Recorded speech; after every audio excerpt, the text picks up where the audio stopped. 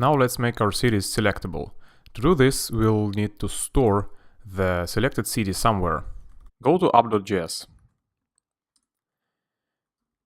I propose to store the city in app.js state because we are going to use it on our front panel as well.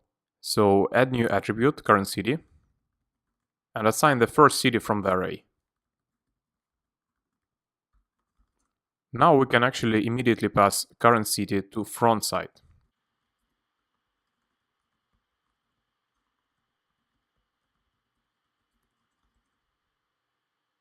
Go to front side index.js.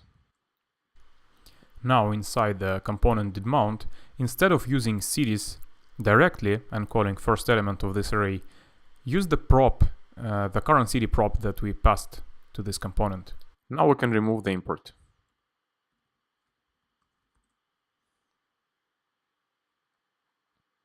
Alright, get back to app.js. We also need to send current city to backside.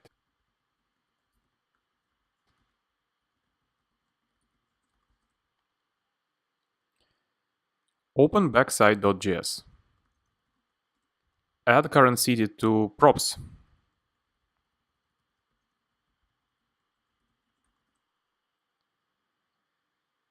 And pass it to cities list.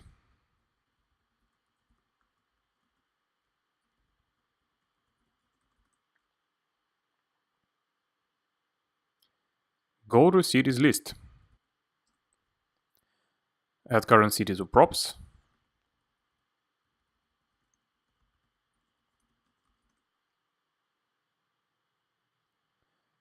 And now let's calculate which city is currently selected. It should be the first one, as we are using it as default value for current city in our app.js. We are going to check if selected city title matches the current city title. And if it matches, we are going to apply the selected modifier.